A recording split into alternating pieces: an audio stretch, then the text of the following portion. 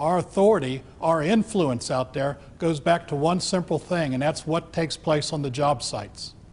Do you think the rest of the trades would recognize the leadership of the ironworkers, as you can see here with Lee as president of the King County Building Trades, and with David as president of the state building trades, if it wasn't the respect they have for the ironworkers on the job site?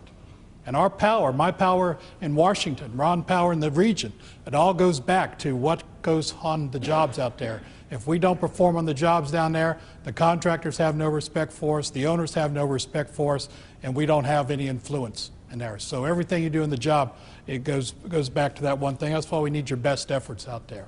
When I was apprentice, never crossed my mind about being General President of the Ironworkers. You never know what path your lives are going to take. And you have a tremendous amount of opportunities out there. You can have a full life, a happy career, being the best ironworker you can out there.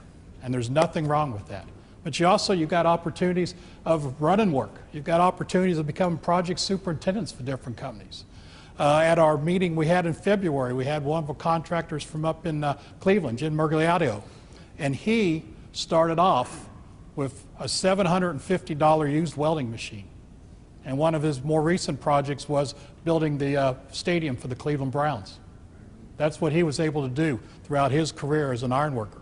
And we have most of our contractors came from being a union ironworker and started out. So there's opportunities you have there. Other opportunities you have is involved and engaged with your local union. Everybody around this table has to have a successor somewhere in the things. And the things that you learn, the engagement you have in your local union, that's what brings you to the front. And that's, like I said, I never envisioned the course my life would take, but the one thing I was never afraid to say yes to a challenge and to work the best I could every day on behalf of our membership. And you're a member of organized labor. You're a member of the greatest social movement this country has ever seen. You're a member of the people who created the middle class in this country. And what you see now is a tremendous struggle going on to retain that, to retain a middle class in this country. Because the people that are opposed to us, the people that we fight, they haven't changed, those spots haven't changed for the last thousands of years. They have their beliefs that workers are just a commodity that they can cast aside. And you see a tremendous amount of wealth in this country moving towards the upper echelons. I mean, when you have the 400 richest people in this country, 400 individuals, they have as much assets as 155 million people in this country. 50% of the assets of this country are controlled with 400 individuals. Now, some of those individuals are good people. Some of them understand what their responsibilities are, but unfortunately, for the most, they don't. You see this huge separation coming out. And you see the wealthy, you see the things that are being passed in Congress and in state legislatures designed to give them more and more and more.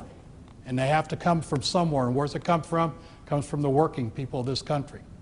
When you see that the top 25 hedge fund managers average $650 million a year, and they were able to get it so they're only taxed at 15%. That's less than most of the taxes you pay sitting here in this room. This isn't about, to them, it's not a matter of about equality or fairness or anything. It's about how much more can we garner in. And the only people standing in our way at this date and time is organized labor and the unions of the AFL-CIO. We are essentially the last person standing in this fight. And that's why you see all these attacks, all the targeting that's going on against us in a variety of states.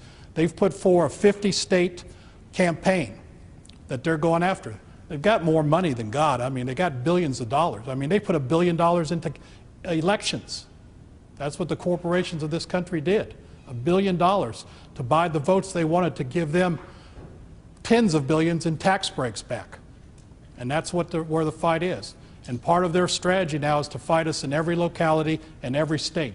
Because every dollar we spent defending ourselves is a dollar we can't spend in elections. And they recognize that. And that's why you see this is going to be a turning point from organized labor. I'm confident that the working men and women of this country are going to stand up and realize what's been happening to them. And I'm confident that organized labor is going to lead the way for them. I'm confident the ironworkers are going to be leading the way for organized labor. So I appreciate everything y'all do in this room in that battle.